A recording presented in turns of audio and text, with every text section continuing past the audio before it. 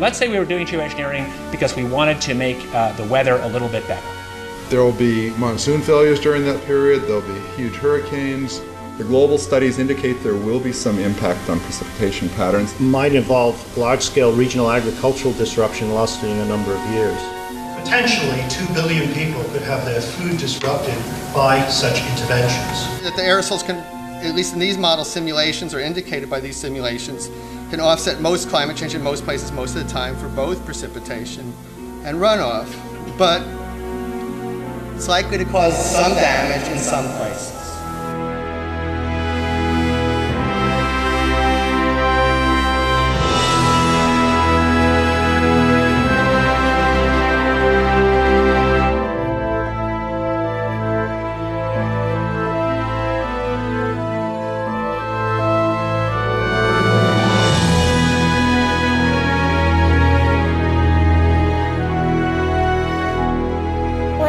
I want to be either an artist or a teacher.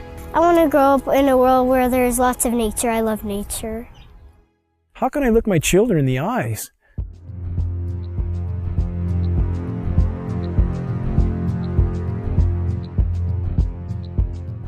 and not try to shed the light on this issue, knowing every breath they take is laden with these metals? I have been forced to conclude that there is no greater or no more immediate threat to anything that lives and breathes than the global geoengineering programs short of nuclear catastrophe.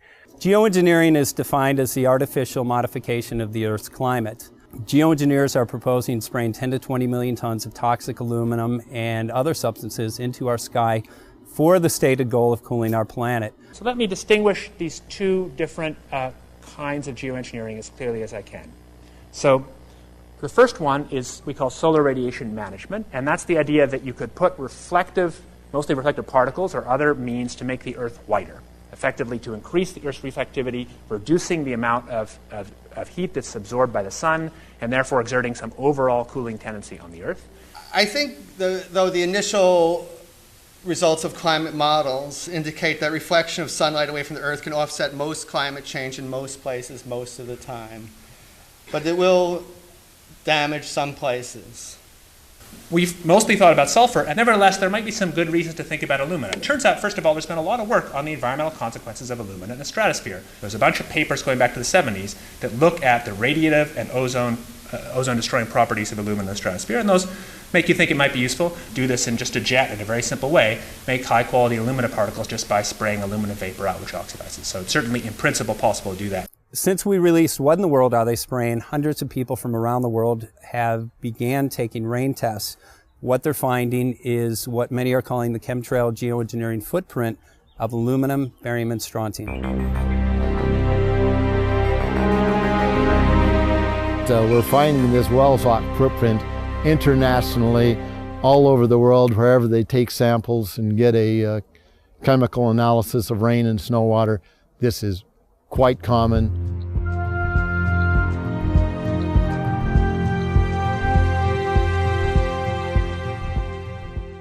Wherever you see the jet chemtrails go over, you're going to get aluminum, barium, strontium coming down on you.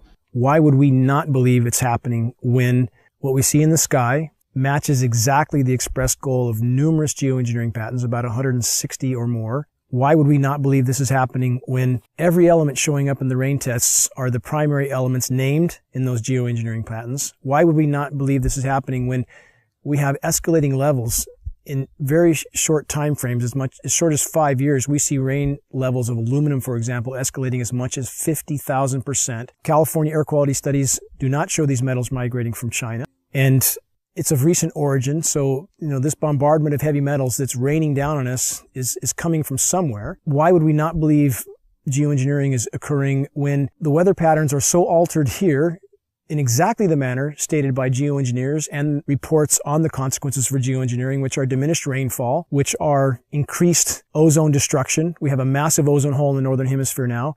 Should aluminum be in the soil in the rain? And yes, it should be in the soil. It's naturally there. Always was there. And should it be in the rain? Well, absolutely not. But the standard reply has been your samples are contaminated But since we are getting samples now that show 0 aluminum, and we're getting lots of barium and strontium and 0 aluminum, so that just proves that if there was dirt in our samples of some sort, dust blown up from the ground, we should get some aluminum in some detectable quantity. The primary ingredients in geoengineering are specifically the oxides of metals, including aluminum oxide.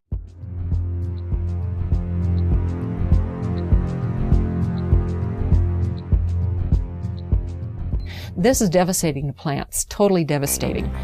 The trees are dying. Why?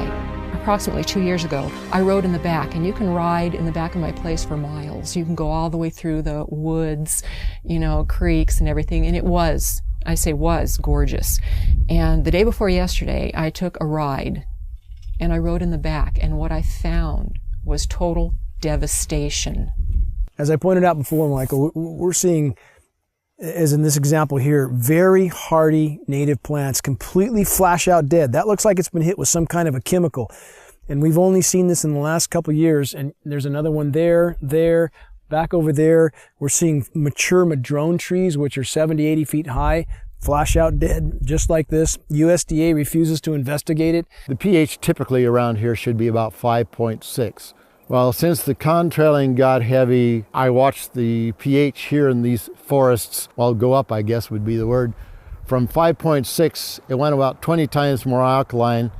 Very big red flag of fallout from these materials are pH changes to the forest floor. We have very extensive studies from the U.S. Department of Agriculture on the soils in our region, and those soils have changed in 5 to 6 years. The pHs have changed in this area as much as 10 to 12 times toward alkaline in 5 to 6 years. I've personally been in the forest testing with USDA soil scientists who just scratch their heads and seem to have no explanation for incredibly profound changes in pH, which is affecting the ecosystem here tremendously. Aluminum buffer action, aluminum hydroxide is what we think it is, plus the barium carbonate, strontium titanate, strontium oxides, barium oxides, probably some aluminum oxides in there, that this has apparently driven our acid soils about 20 times more alkaline to about 6.8. There are simply too many dots here that connect. Our skies are almost never blue anymore. That is a named consequence of geoengineering. The amount of lost sunshine hitting the planet right now is beyond belief. If people look up the term global dimming, they will see that fully 20% of the sun's rays that reached the planet several decades ago are no longer reaching the planet. I mean, that's a profound change that few people even know is occurring. And you have very visible occurrences in the sky from the aircraft, a very visible sun-blocking, expanding, dingy trails that are exactly what geoengineering patents describe. Heavy aluminum, I'm talking like in the 40s and 50s up to 3,000, 4,000, 5,000. That's still common. Barium, strontium to somewhere 40 or 50 to, again, about 2,000 or 3,000. Same for both barium and strontium. Where is this mountain of metal coming from? Why is asthma, ADD, Alzheimer's, autism, all elements related in many studies to aluminum or particulate inhalation? Why are these ailments going off the charts with no apparent explanation? Why has respiratory mortality in the continental United States gone from 8th on the list to 3rd in 6 years? And no one seems to ask any questions why every other person has asthma now, why every other commercial on TV is an allergy medication. And again, when David Keith, the world's most recognized geoengineer, was asked on the record, had there been any studies done as to the consequences of dumping 20 million tons of aluminum in the atmosphere, his answer was patently no. While geoengineers claim that their models are to cool the planet, a number of studies now are arising that indicate, yes, temporarily there will be regionally cooling as these particulates reflect the sun. However, they actually at night act as a blanket and will warm the planet. So the question now remains, why in the world are they spraying?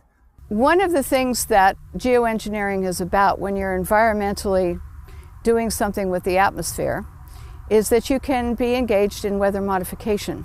Historically, weather modification in the United States began to be looked upon in the 1940s as something that people would want to do.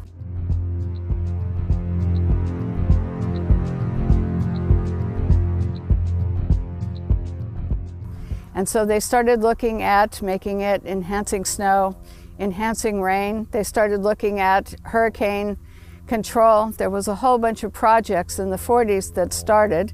One was Project Storm Fury, which turned into a disaster when they tried to modify a hurricane. I'm Mark McCandlish.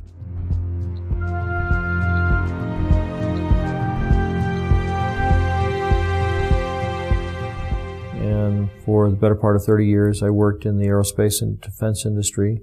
I had a secret clearance twice during my career.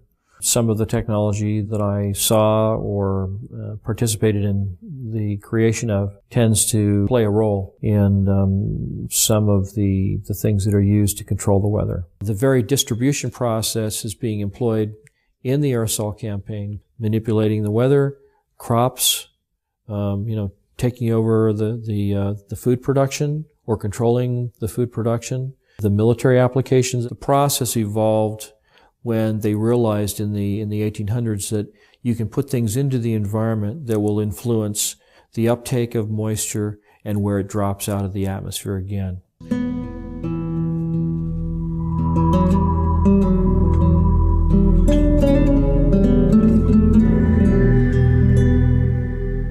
My name is Scott Stevens.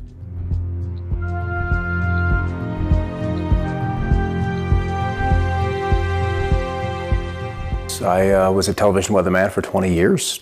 These chemtrails are absolutely required to impact whatever weather event they were designing. And the trails were an absolute necessary ingredient for them to achieve their weather modification goals.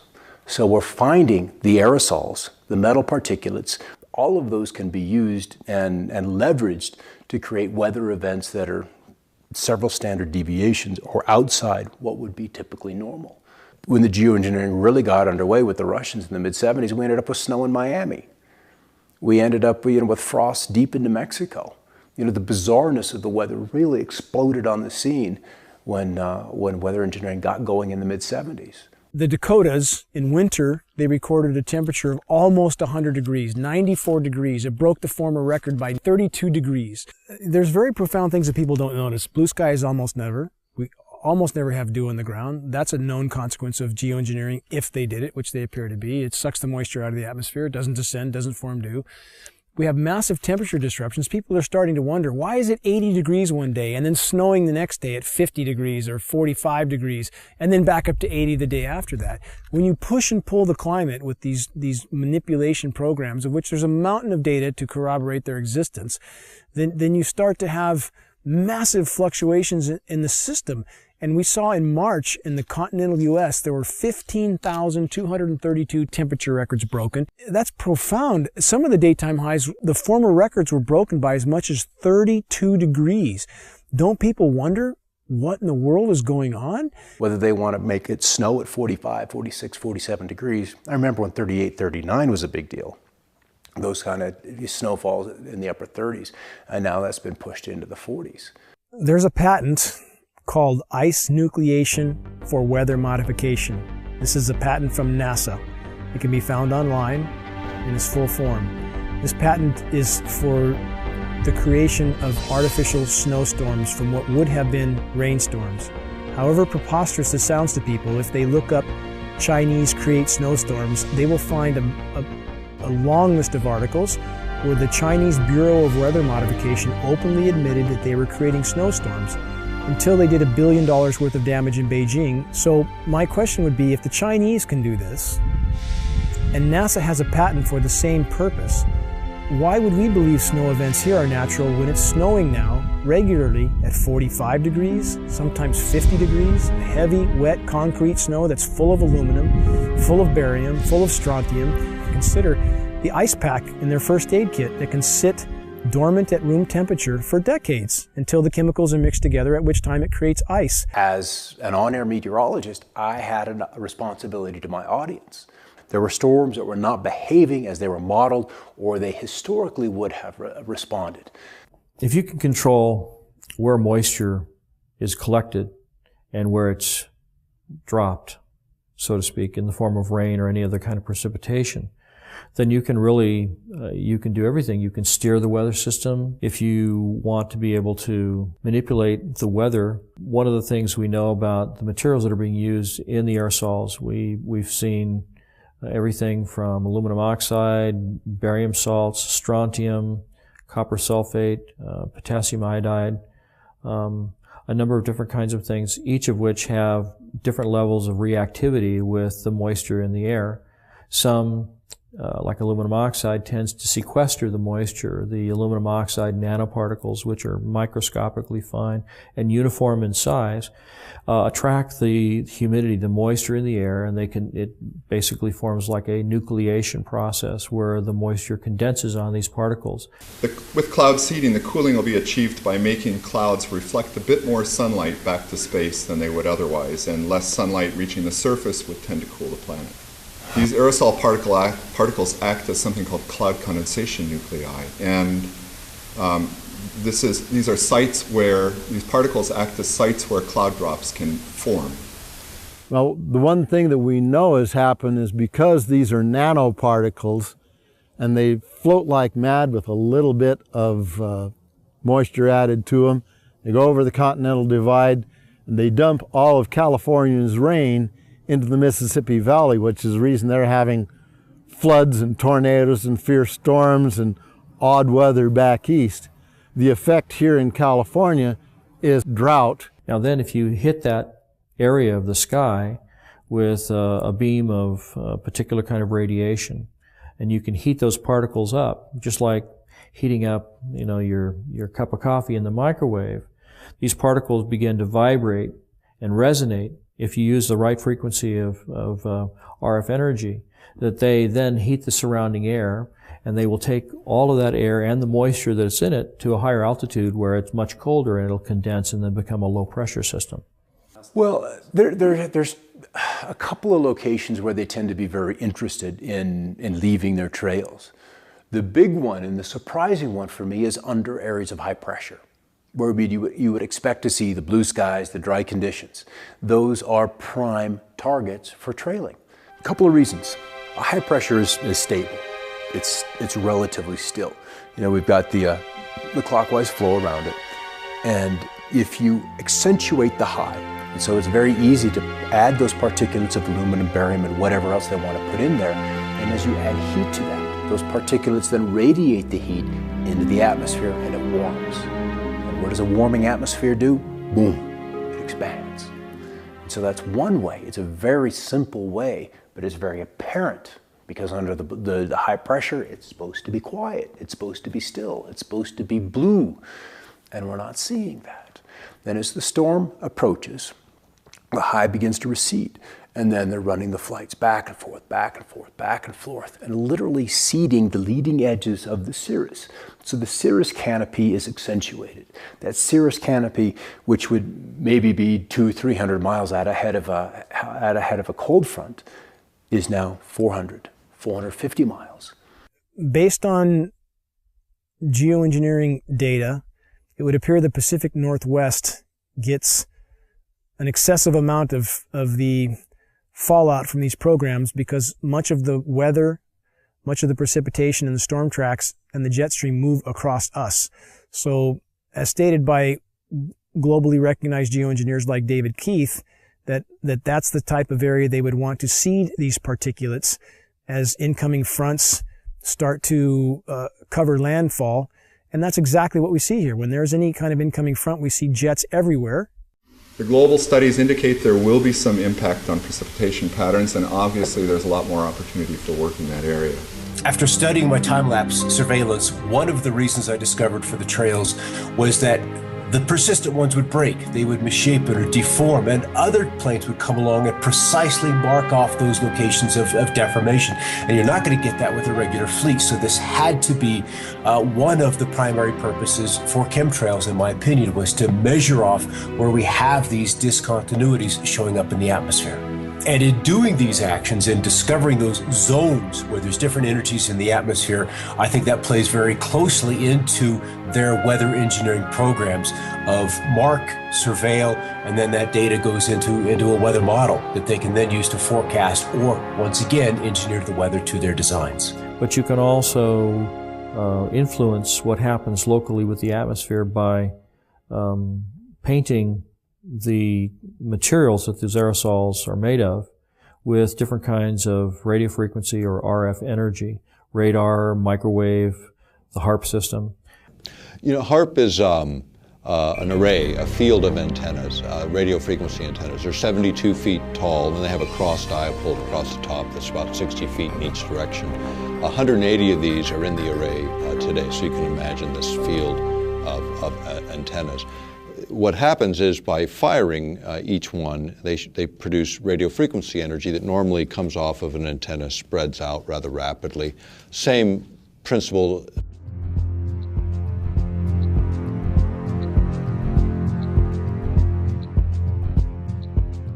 Principles in physics would be like a flashlight shining on a wall. You know, you start with a narrow beam, and by the time you hit the wall, you've got a wide beam. The idea with HAARP is to get it to focus or concentrate that radio frequency energy so it doesn't spread out, so you can hold it tighter together and then manipulate it in very specific ways.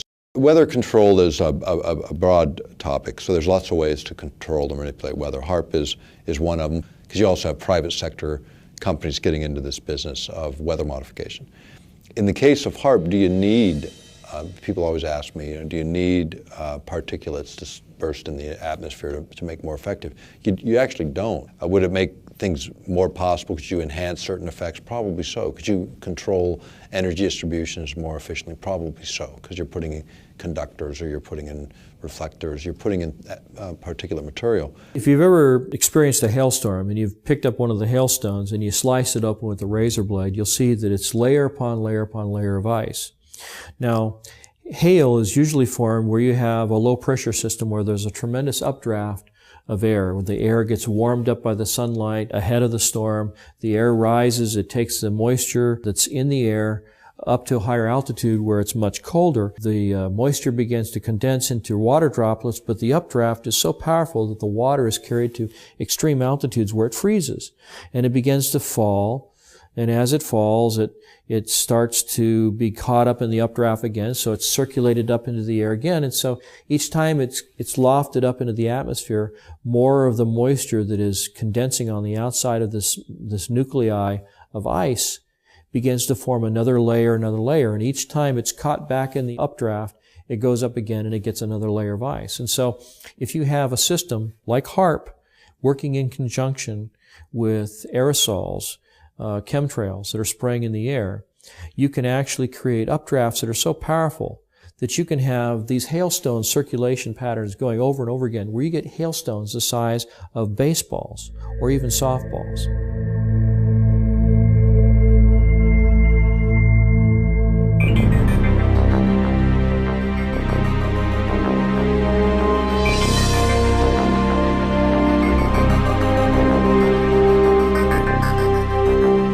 Weather has always been a strategic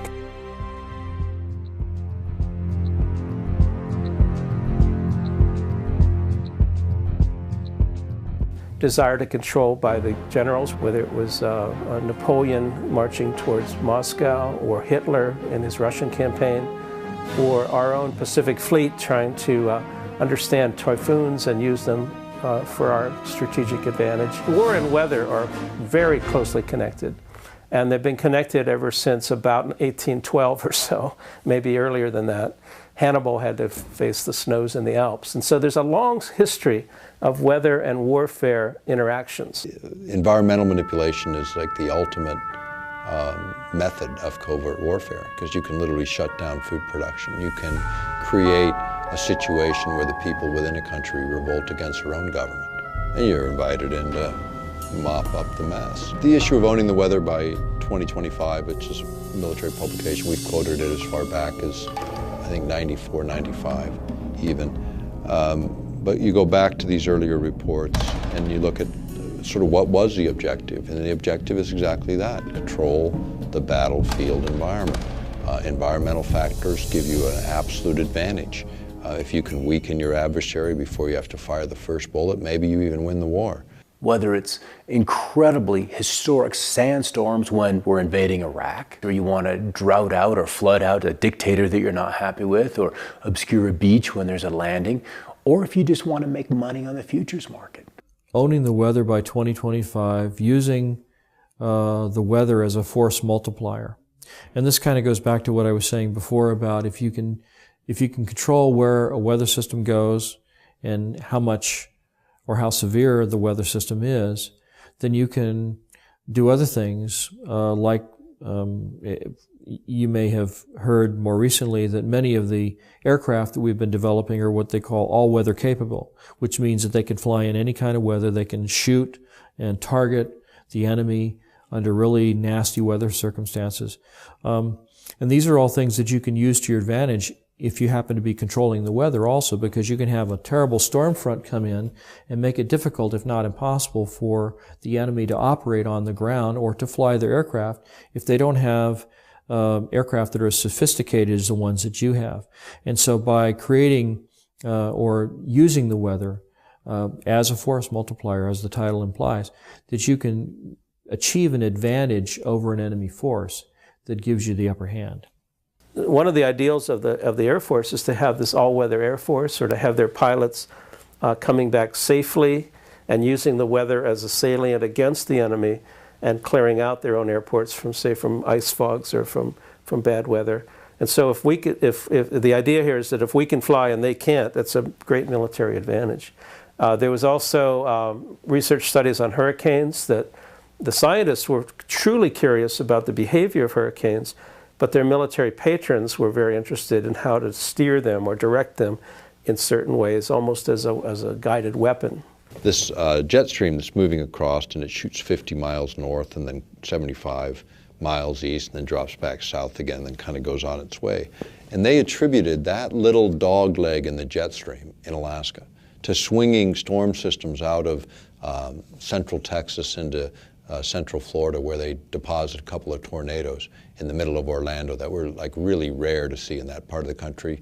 And so people remember that event and they remember that situation. But it'd be a good example of a very small change in Alaska in terms of a jet stream and what kind of a lower 48 effect that would have. And that's again where weather modification, small input in one place can have tremendous change and unexpected outcome in another. You can create weather systems that are so severe they culminate in battlefield denial, where the enemy is not able to use the roads or the bridges or get through the environment because the weather is so severe. And you can use the weather to destroy his crops, deny him a food source, destabilize his population because people get hungry. When they're hungry, they get angry and nasty and they don't like what's happening. So there's lots of different things that you can do with the materials. It's all how you use them in the environment, how you apply it. One of the biggest concerns of early cloud seeding, weather control activities by the General Electric Corporation came from their lawyers, who thought that the corporation was totally vulnerable to lawsuits, because if they started to make fair or foul weather, the people down below in Massachusetts or downwind of Schenectady could institute massive lawsuits that could put GE out of business. So the first response to weather control from their in-house lawyers was to shut it down, was to give the project to the military and ask them to do it, with the GE lawyers only being the consultants on the project. So they were allowed to suggest and design certain activities, but they weren't allowed to touch anything or throw anything out of the plane. The United States government during the Vietnam War perfected weather modification techniques, and also they perfected releasing toxic chemicals like Agent Orange over many areas to defoliate land, trees, grasslands, and other areas. But this is technology that does come up, and it comes up when you see that the technology is advanced far enough to where the practicality of utilizing it in the battlefield environment and the temptation by administrations. I mean, the best covert war is using the environment itself against your adversary. It was a military moment, and it was actually from pretty recent history. And this was the U.S. military thinking that they might be able to control the monsoon over Vietnam during that conflict. And so only a handful of top-level military advisors and the president were informed that they were going to try to make it rain over the Ho Chi Minh Trail and try to have some military advantage by doing this kind of intervention. When you start talking about manipulating the environment, we have treaties that go back to the mid-70s that forbid this, number one, as weapons of war. So the perfection of weather modification took place, but it became apparent that using weather modification for wartime purposes was not acceptable to the United States government and other nations of the world. So therefore, the NMOD Treaty came into being and was signed by the United States government after passing Congress. The reason it was signed and implemented was because it would ban warfare, weather modification techniques and use during times of war. Almost all of our treaties that we've signed, including the non-proliferation, counter-proliferation treaties, chemical treaties, the ones that were signed recently, last few years, back maybe a decade now, I guess time goes. But they had domestic exemptions, and so does the environmental treaty, where you can do whatever you want in your own territorial boundaries. I mean, you start manipulating weather in one part of the planet, it doesn't look on the ground and say, oh yeah, wait, this is the boundary of a political boundary. It fails to recognize those. So you start to talk about geophysics and manipulating the planet itself. Then it's a question of those kinds of exemptions shouldn't even be allowed. Meteorology and the military have a very long history, as I said, and it goes into the strategic advantage that multiplies your traditional force, that is your armament, into using nature to your advantage as well. They want to create a storm in the southeast, then they'll start engineering out over the North Pacific. That's where the treaties will be, because you want to work out several days ahead of time so you have less input, and you multiply that over a couple of days, you can have a big result in 5 days' time. So small input upstream, big result downstream. And one of the rules is always work with what's coming. Don't try to necessarily work against it. You can kill a storm in place. That's easy to do with HAARP. You just change the polarization, you change the ionization of the atmosphere, and the storm will fall apart. It will affect the setting up of the storm tracks, the jet stream, the location of the storms. And so you end up with an intervention on the solar side of things would pretty directly begin to affect the weather patterns. And so climate control, or attempted climate control, and weather control rely on this very large spectrum of intervention. It's also true that if you can forecast climate, you can control a lot of futures markets, and you could know if you had the best information, or if you had some leverage over what the climate system is going to turn out to be, you would be able to invest in advance in all your crop futures and your agricultural activities, and not just agriculture, but weather effects. I think it's something like 80% of the U.S. economy is weather sensitive, and so all kinds of businesses would like to see some weather edge, some advantageous information that they would have. It's absolutely entirely possible to profit from the weather.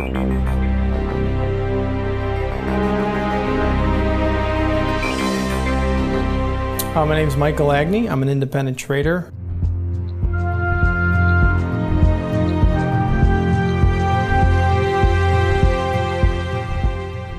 Trading commodities at the CME Group, member of the Chicago Board of Trade, and have traded derivatives and futures cash for over 15 years. Weather derivatives are financial instruments that firms would use to hedge risk concerned with adverse weather conditions. The first weather derivative was originally traded by Enron back in 1997. Weather derivatives started in 1999 at the CME Group. Big utilities, reinsurers to hedge against hurricanes or tornadoes or flooding, some sort of catastrophe, hedging against a cooler summer or a warmer winter. Let's just say I was insuring a product for $5 million, no matter what it was. Let's say if I was a utility company, a farmer, whatever it was. Let's say I had $5 million worth of crop, but I can do derivatives that are worth double that amount, and I can control the effects to where I collect on the insurance that's worth $10 million as opposed to selling the crop for $5 million. Yes, I could definitely profit from that. 2010, 2011, Southern Illinois, Missouri, those we had a high peak of tornadoes and those types of adverse weather conditions definitely raised the price of commodities as well as drove the volatility, which also raises the price of commodities. You're going to make more money if a crop fails. You're creating insurance that's over the price of what your crop is worth, let's say. So if you can control the weather, you control how these products grow. And if you had an insight to how these products were actually seeded and what products you use to actually grow those items, corn, soybeans, and you can control that market, it's unlimited profit potential if you can control the weather. If you want to send, cold into the Midwest, you buy up pipeline capacity, you buy up options on heating and cooling degree days, you buy derivatives off of rainfall.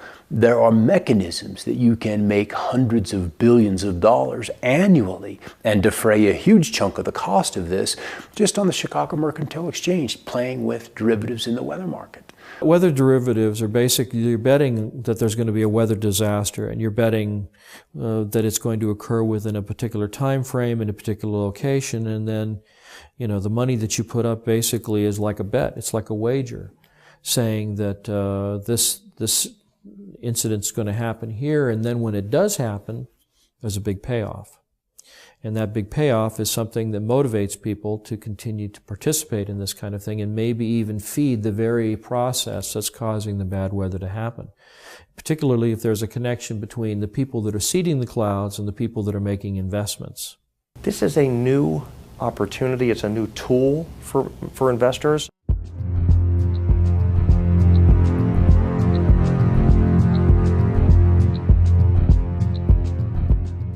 Even if someone has no interest in, going on the offensive side and buying things, it definitely behooves them to be aware of what's going on out there. The extreme weather is here, and it's not going to reverse itself. The weather event has to be severe.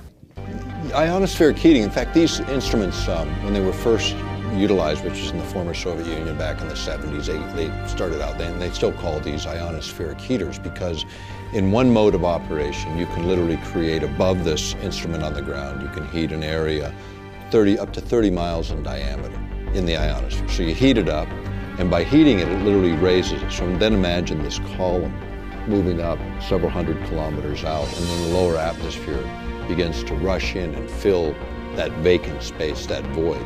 And as a result, you're altering pressure systems for quite a distance, which of course alters the weather. You're also able, if a jet stream is coming in the air, you're able to alter its course.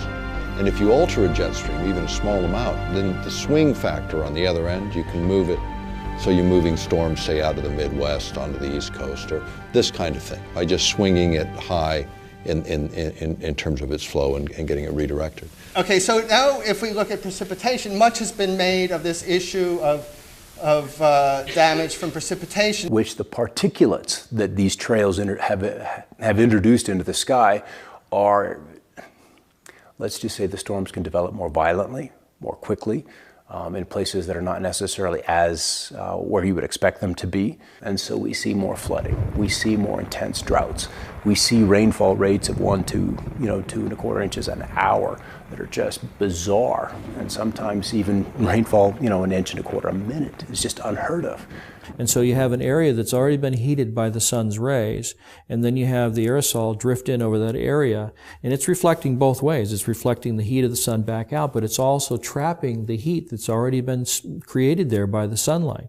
So it will actually create more heat and trap heat inside and closer to the atmosphere. It can actually exacerbate global warming problems.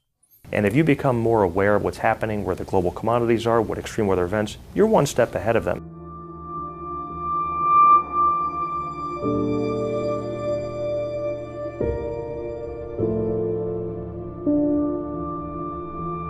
The nature of the risk and our ability to respond to the risk is much greater in the case of the scenario that might involve large-scale regional agricultural disruption lasting a number of years. So the agenda was drought. The agenda was to kill the storm, at least in that one particular spot. You see a tremendous and significant loss of property and crop production. Many times this will cause farms to go out of business. And when farmers go out of business, they usually have to sell. And then if there's somebody waiting in the wings to buy their land and then turn that land over to the production of genetically modified crops, you can see where there would be kind of a strategic advantage there. There's something that happened in the Midwest, and I'm sure everybody's heard about the flooding in the Midwest, and what happened is George Soros and his big corporate monolith went in and started buying up the farmland. So not only is it creating all these stresses, it appears to be a corporate land grab. In other words, when the farmers, the small farmers, go out of business, they're wiped out through these droughts and everything, then the big guys come in, buy up the land. And if you think of Western history, there's a lot of it concerning water rights and even water wars.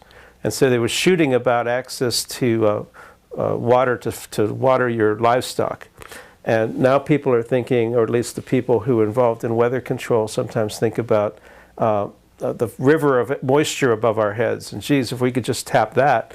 But that too is a water right that would involve access to people that felt that maybe they had prior rights over it. You're reducing the food security of people through deploying these kinds of approaches that Potentially 2 billion people could have their food disrupted by such interventions.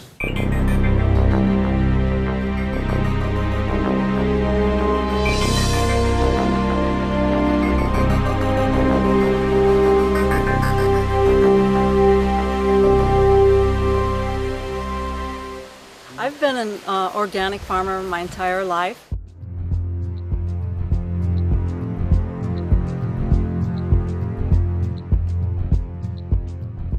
And I've been, in the last 8 years, been certified organic.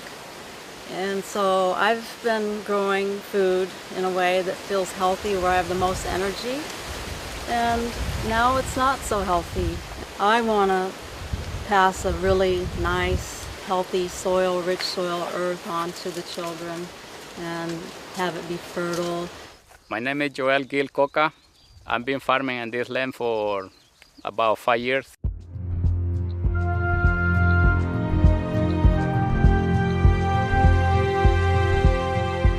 Since 2007, and I'm certified organic since 2001. 10 years ago, when I started working for myself, we can grow cilantro, no problem. We can grow basil, no problem. We can grow Chinese cabbage without get trouble, or any vegetable. But 10 years after, 5 years after, that everything started decline. Could you add some of the environment that affect a large population? The answer is absolutely yes. I started seeing chemtrails being laid overhead more frequently and noticing the change in the crop production. What we see in our area, anytime there's convective clouds, anytime there's a large cumulus cloud forming and beginning to rise, we hear aircraft in the vicinity, we see them actually flying over these convecting clouds, and then in a very short time, before those clouds generally will drop any precipitation, we'll see the entire cloud more or less dissolve into what looks like a massive smoke bank. If you can control the weather, then you can control where the rain falls or where it doesn't fall. And if you can do that, then you can control whose crops survive and whose crops thrive. And if you happen to be favoring a corporation or a group of corporations that are flooding the market with genetically modified crops, you can see how manipulating the weather can actually change the market share that one or more corporations have. And there's lots of different ways that you can do it. You can do it by denying precipitation or by giving too much. You can cause, unusually large hailstones to come out of the sky and completely obliterate a crop of corn. There's lots of different ways that you can do it. Tornadoes rip up an entire town, like Joplin, Missouri, I think it was. If you look back at the tapes of those weather systems and you look 5 days prior to that, you'll see that in those days preceding those events, there was all kinds of aerosols being sprayed all along the California coastline, where the moisture for those storms came from, where those storm systems originated. You know, it's insidious when you think about it. Well, Mike, I've seen since the chemtrails have come, there's a direct correlation with the way the food doesn't look as healthy and vibrant, and less of it, and that concerns me. And of course, all crop losses are related to weather modification problems, either climate, worldwide weather, or local weather, which is called microclimates. And these microclimates definitely determine what crop grows where and in which community. And so therefore, without stable microclimates, we cannot produce as much food for the rest of the world and ourselves as when we have a more stable microclimates, not only in the United States, but in other countries as well. We fertilize it really good, and they still have a lot of trouble to produce. And I think this is not fun because we're losing a lot of money put them into this kind of production. In 2008, 2009, 3 times I lost my complete planting of Chinese cabbage. Weather events is one of the key components to most commodities that are traded. Let's just say your agricultural group, corn, soybeans, wheat, something along those lines. Weather is by far the largest affecting factor in the price of those commodities. If one farmer's crop fails, we have a major crop failure, say in corn, now that's going to affect every other company that uses corn in their manufacturing process. There's going to be less of it. And anytime there's less of something, that creates a price rise. Demand rises, okay, because there isn't any of it. There's only one thing. You've got 5 people that want it, so they're going to pay more money for it. The companies know that, so they're going to hike the prices up anyway. The consumer actually sees the big brunt end of the higher costs in the commodity due to the adverse weather condition. Obviously, the consumer will pay that price. I've noticed that the rainfall is less predictable, and then when it does rain, it does rain periods of time that's more like longer periods. So not only do we have the pollution, not only do we have stunted growth, but we also have changes in weather. And it's been severe changes in weather all across the globe. I don't have a clue how bad they are, but I know they are affecting already in certain plants, like basil, cilantro, and sometimes the broccoli gets too much fungus. It can be from those things because no matter what we do, it doesn't fit. It's not working right. It appears to be a fungally related ailment, and if one looks at the species extinction rate, which today is estimated to be 1,000 times natural variability, that's 1,000 times normal, a figure you'd think would alarm most reasonable people, which is 100,000% of normal, and 70 to 80% of that extinction, plant and animal, is related to fungal infection. Geoengineering particulates are known to proliferate fungal reproduction. Abiotic stresses are drought, cold, heavy metals, excess moisture in the soil. And Monsanto has a patent that actually addresses all of those abiotic stresses. And the plants that it addresses is everything from apples to zucchini. 2011 was one of the worst years for things that create abiotic stress. They had 12 worldwide severe weather problems. This destroyed a good portion of the food supply. Now I'm having a hard time growing cherry tomatoes outside under these conditions, and I've turned to having to build a greenhouse where I'm now growing large tomatoes, heirlooms, and they are producing really nice big tomatoes. I see that the tomatoes that I planted now are really healthy and the ones outside are dying. The Midwest grows 40% of the world's corn, and it does have a tendency to flood. So we can expect more and more flooding. According to the statistics, the EPA statistics say that there's going to be more and more flooding. Monsanto is one of the world's largest chemical companies.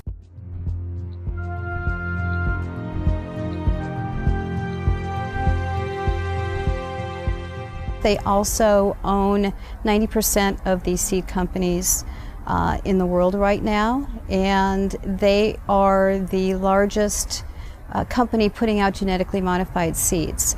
So what does Monsanto do? Corn is the lead-in because corn is in just about everything. Corn is the main crop. And Monsanto leads in with corn products before it does anything else. So what we have is Monsanto leading in with a drought-resistant corn and an abiotic stress-resistant corn. The drought and the flooding, it's all the same patent. Monsanto has a patent for abiotic stress. Abiotic stress is the drought, it's the flooding, it's the excess soil, it's anything that's going to stress a plant. GMO is genetically modified organism, and it's also called GE, genetic engineering. Well, the history of farming has been a farmer will plant a seed into the ground. There will be nutrients in the ground that will enable that plant to grow. And then at the end of the growing season, they will take some of the seeds and they will save them for next year, and they'll grow their next crop. But what is going on with the genetically modified seeds is they're what's called terminator seeds. A terminator seed will not produce other seeds.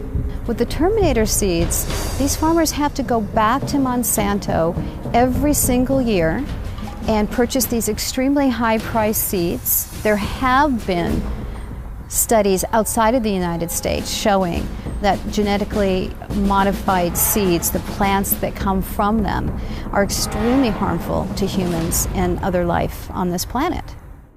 When I started farming, I produced 100% my crops, but in the last 4 years, I've been declined to 50–75% if I talk into lettuce crop, because I've been lost everything.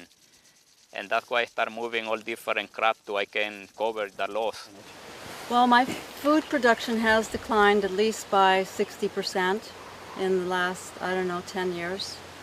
I've noticed banana stalks are smaller, and certainly the tomatoes, I'm hardly getting any. I used to get bushels of tomatoes, and now I can barely get a bowl.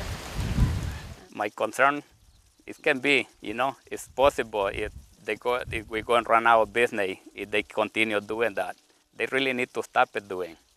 That's all I believe, because we cannot change the system, the mother nature. We have to keep going the way it is. It's not possible. On the other hand, heat stress is going to be one of the things, or thought to be one of the things, that might limit production of crops throughout the tropics. And so there are some questions of trade-offs of, if you think you're going to benefit many people and harm some people, how do you deal with this issue of equity, and what are the options for dealing with that? A really interesting thing that I found is that the EPA has concluded that incidents of heat stress, drought, flooding, cold, any type of abiotic stress is on the increase. And loss due to that is going to double by 2030. Then you put yourself up as the solution. So when all of this weather comes and wipes you out, or you have a drought problem, drought, we've got the seed for you. Here's our drought-tolerant corn just for you, and it'll solve your problems. Oh, by the way, you have to sign this agreement, this 40-page agreement, so that when you go ahead and plant these seeds, you now belong to Monsanto. The weather disasters seem to be directly correlated to an increase in Monsanto's sales. So there will be the have and the have-nots. And one of the things that's being discussed under global geoengineering is which countries will be the haves and which countries will be the have-nots when that type of climate remediation is undertaken by many people at a certain level, mostly private corporations funded by the U.S. government, they are hoping. The fact that it's cheap isn't necessarily a good thing at all, as I'll come to in a second. The fact that it's cheap is part of the hard problem of governance. The fact that it's cheap means any small state or even conceivably individuals could do this, and that is a very dangerous thing. There's only probably under $10 million per year, and maybe far less than that, being spent on geoengineering research. It's a mix of a handful of government grants and some private money, including support from Bill Gates Bill Gates invests in geoengineering. Geoengineering destroys crops. Monsanto supplies the seeds to replace those crops. Bill Gates invests in Monsanto. So Bill Gates makes a ton of money. Monsanto makes a ton of money. And the small farmer gets squashed. Corn prices go higher because of a severe drought in this country. You know, where 41% of the country, or the world's supply of corn comes from.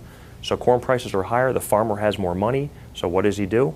He buys fertilizers, which drives up the mosaic stock, or he could purchase genetically modified seeds from Monsanto. You've got severe drought in Africa. In 2011, there was a severe drought.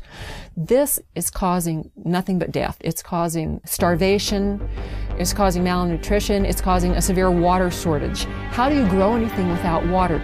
You cannot grow anything without water. So what does Monsanto do? They say, oh, we got a drought-tolerant corn for you. There's been an excessive push to get bioengineered crops into Africa. They look at severe conditions as an opportunity. They're disaster capitalists. Okay, so here you have farmers, and they've got flooding, they've got droughts, they've got everything that totally wipes them out. So what happens? Okay, if they plant it early enough in the year, they can go ahead and try and plant again. So buy more seed. Okay, buy Monsanto seed. So they're just raking up on that end of it. Okay, so if you can create enough weather manipulation, you can shorten growing seasons, you can create enough of that disaster, and you've got the seed supply, they've got to come to you.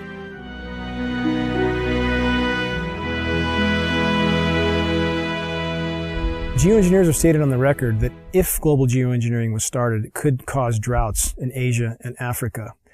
And they state that to the American public for probably obvious reasons. Why would they tell the American public that it could also cause droughts here? Why wouldn't it cause droughts here?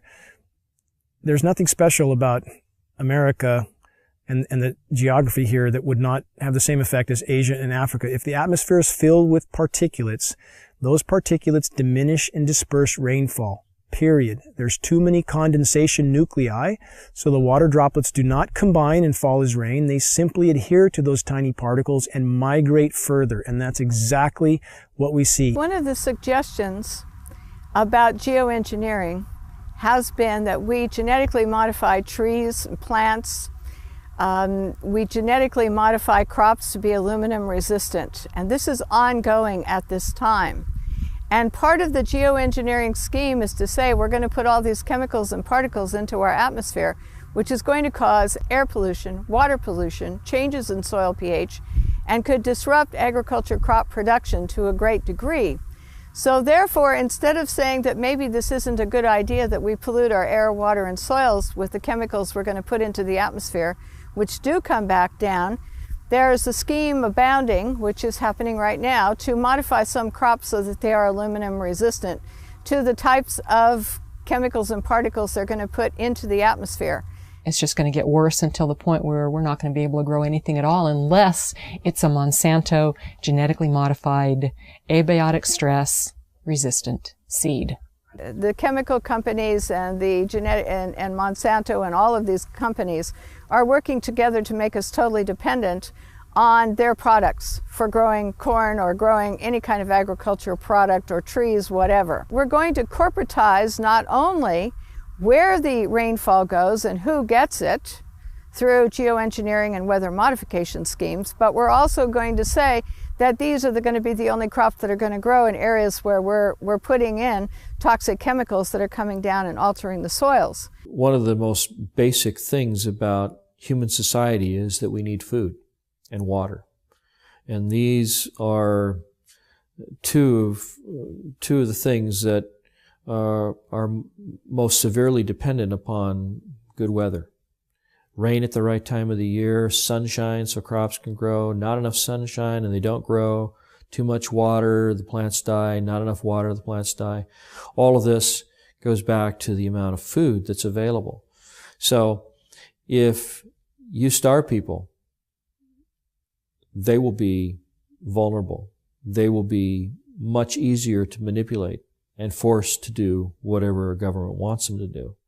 So if you control how much food there is or its availability through things like the weather or using the weather as a strategic tool militarily, you can, dramatically influence what's going on in a country.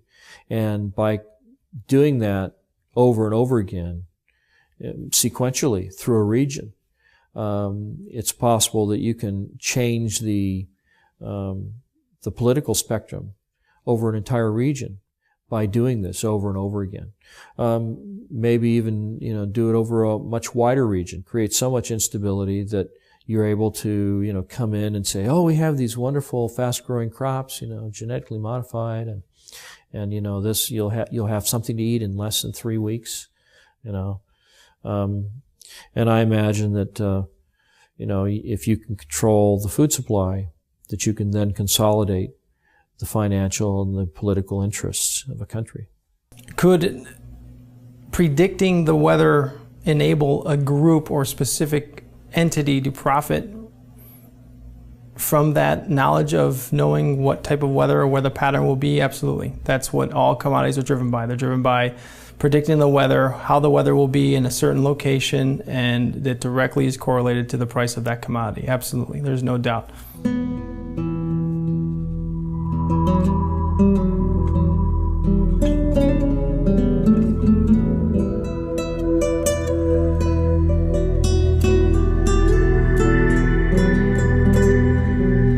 While there are a number of agendas associated with these damaging programs, one thing's for sure: they can be used to control our weather and thus corporatize every natural system on the planet.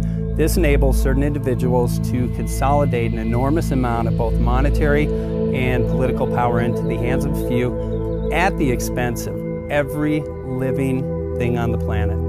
Just by definition, the geoengineering programs are a direct assault on the most elemental aspects of nature. What we're doing when we modify the weather is we're changing the world's climate and we're changing the microclimates, and we are doing it. There are things we can say for certain. There's a mountain of metal raining down on us. We are certainly breathing that metal. We have documented from the computer modeling some unintended consequences. If such a contamination is present, shouldn't we investigate? Shouldn't local agencies investigate, which they have patently refused to do? There's no question that large-scale climate engineering is untested and dangerous. I would disagree quite strongly that it doesn't exist. I think that the capacity to do it in engineering terms most certainly exists, and that's part of the reason we have to think seriously about how we manage that. We are breathing a mountain of metal, and that can't be denied. If geoengineering continues and the weather manipulation continues and genetic modification continues overtaking, we're going to lose our ability to grow good, nutritious food. We are going to lose our ability to thrive. I personally consider this ongoing toxic dumping into our atmosphere to be, along with nuclear radiation, the most dangerous threats to our health and to our environment. We've seen UV scales go off the charts, which are a known consequence of geoengineering, ozone destruction. We've seen rainfall patterns disrupted in ways that meteorologists don't seem to be able to explain or predict. The challenge that all of these weathermen face, all of them, whether they're aware of it or not, sooner or later they will be aware of it. And I went through a period after the epiphany of, how did I not see this sooner? How? I mean, seriously, I'm supposed to do this for a living. How did I not see this? We seem to have lost our moral fiber and our ethical compass when we talk about that we all should live within an experiment that somebody else is conducting. If you knew or could predict the weather at any given time, in any given area, then you control the fate of mankind and what they pay for everything. Washington is not responsive to the average person. It's responsive to commercial interests who can spend millions on campaigns now without restriction, who literally drive the policy making in Washington, D.C. I guess I'm under the belief that you can't control the weather. I hope someday we could control the weather. Power becomes an addictive thing. We're taking what the Creator has created, usurping His authority, and bringing it under the authority of corporations. I'm worried that one person or one group would try to have that much leverage over the whole planet. I don't believe that anybody has the right to play God. especially when they're putting particles and chemicals into the atmosphere, which there's unintended and consequences that are known. We don't know it all. We cannot assume the role of creator without dire consequences. This is not a good idea, and this is not a reason to take and do a test. The atmosphere and the earth belong to all of us. It provides the food we eat, the air we breathe, the water we drink, and no one should have the right to own it. The biosphere is at risk from top to bottom. Though you have climate scientists calling for emergency geoengineering due to events like methane mass expulsion, which appears to be occurring in the Arctic. It would have a significant impact on the way that we operate. Notice it also has enormous political, social, and economic implications. And so we don't want to have some giant planetary oops, I mean capital oops, in which you have a loss of life. It's much, much harder to actually figure out the environmental risks and effectiveness of these new methods than it is to cook them up. They're creating an artificial environment to replace the natural environment. Shredded ozone layer, global drought, toxified soils, poison populations. Don't these issues matter? Affecting ecosystems in ways we've never been able before. The whole concept of literally playing God with the technologies we have at our fingertips today. And however the climate changes, wouldn't we be better to let the planet react on its own instead of trying to play God? It doesn't have any benefits to society at all. It doesn't benefit the plant, it doesn't benefit the farmer, it doesn't benefit the environment. It's all about money, and weather is another form of commoditizing, a way the Central Command Group can commoditize another form of our life. At least the EPA has stated that there is going to be more weather, and they're attesting it to climate change. Well, I agree. It's changing. The weather's changing. Now, the real issue is it natural or is it man-made? And if it's man-made, who's doing it? Is it the geoengineering guys? That's what I believe with geoengineering continues, that whatever changes are happening to the planet, we will exponentially worsen those changes and poison everything in the process. And indeed, with the amount of metal falling on us, that poisoning appears to have been occurring now for quite some time. Why are you spraying that stuff in our sky? It's accumulating massive amounts of wealth in very few hands, and that's what they're trying to do in all aspects of these economies. The money's not worth it. This is my future. I encourage people to get involved in the projects they're interested in, whether it's this one or some other one. To thrive, we need to organize locally, nationally, and globally to expose and stop this practice immediately. Please quit free riding on our future. But do what you can do, and I think that's really the answer for all of this, is recognize that there's a network more powerful than the internet. It's a human race, and we are connected in a way that's quite powerful. The fact is, acting on what we know to be right and true, doing something about what we care about, that we can do. Please tell everyone you know about this. Bring this message to community meetings, demonstrations, and other public events. The work we're doing will provide cover for others to come out. And I'm most interested in whistleblowers. Send this film to environmental, farm groups, media groups, a.d.d., Alzheimer's, asthma groups, and other organizations that would do something if they only knew. Because we deserve a future. And if you control the weather, you're going to control the planet. It's that simple. Some people address this issue in fear. Some people address it in anger. I address this in faith. Faith believing that we collectively, as human beings, as humanity, have the power and the ability to stop these damaging programs.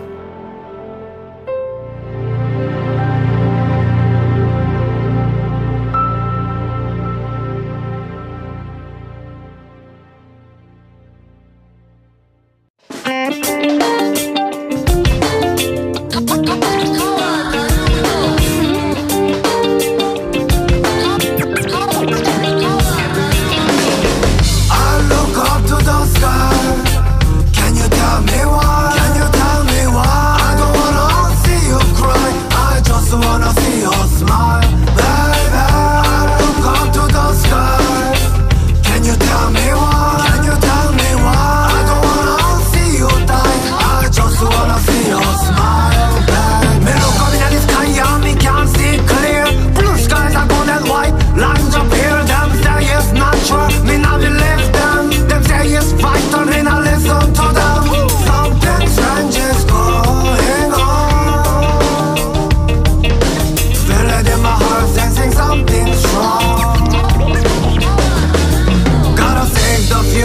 the rumors to rest. Gotta help the children on, give it a best can. Send a run and be blind.